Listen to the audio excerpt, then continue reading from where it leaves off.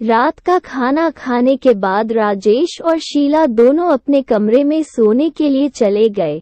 कमरे में पहुंचकर दोनों आपस में बातें कर रहे थे।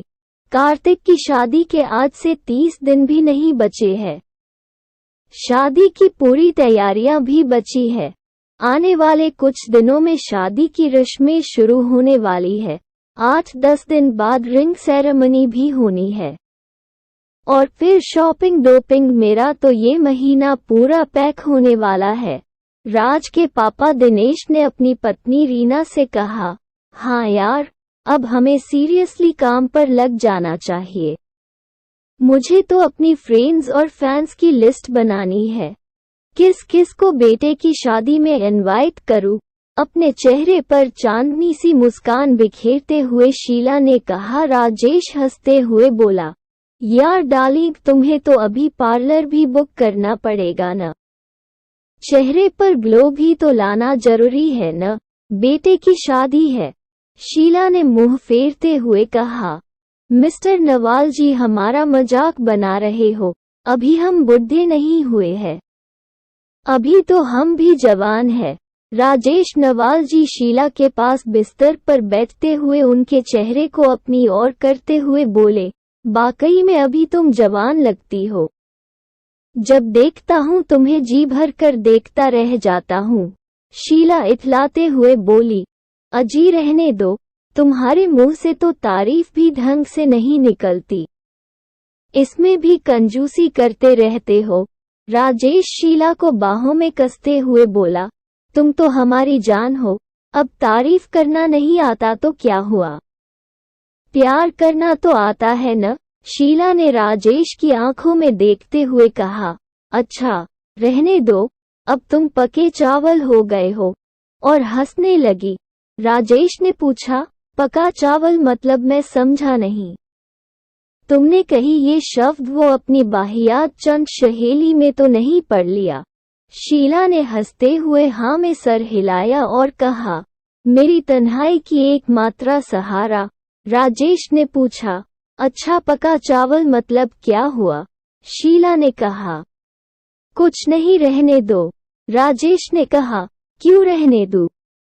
बताओ। शीला ने कहा, यही कि अब तुम रोमांस में कमजोर पड़ गए हो। राजेश ने चलेंगे करते हुए कहा, रोमांस में मैं और कमजोर हो ही नहीं सकता, अभी भी नए नए लोंडों को पीछे छोड़ दूंगा। क्या बात कर दी तुमने? शीला पहले तो ठहाका मार के हंसी और फिर बोली, अच्छा जी अब ज्यादा मत हाँको। राजेश ने फिर कहा, और नहीं तो क्या? शीला ने कहा, अच्छा जी जरा याद करो लास्ट टाइम कैसे जीभ निकाल के हॉन्फ रहे थे और फिर मुंह घुमा के सो गए थे। राजेश ने नजरें झुकाई और फिर बोला, क्या यार पुरानी बातें याद रखती हो? शीला ने मुस्कराते हुए कहा, अच्छा तो नई ही कौन सी याद है जो याद रखूं? राजेश ने फिर से शीला को अपनी ओर समेटते हुए कहा, अच्छा तो आज कुछ यादगार पल बनता हो तुम्हारे लिए। शीला ने धीरे से कहा, रहने दो, सो जाओ, कल ऑफिस न जाना क्या?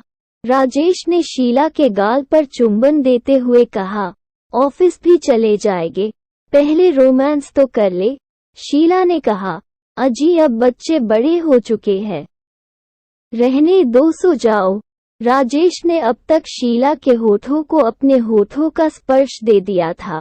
पहले तो शीला ने थोड़ा ननुकुर किया, फिर देखा कि नवाल जी का मूड बन चुका है तो शीला ने भी नवाल जी को पकड़ के हुए किश करने लगी। राजेश जी धीरे धीरे अपना हाथ शीला के गदरीले बदन पर फेर रहे थे, साथ ही चुंबन किए जा रहे थे।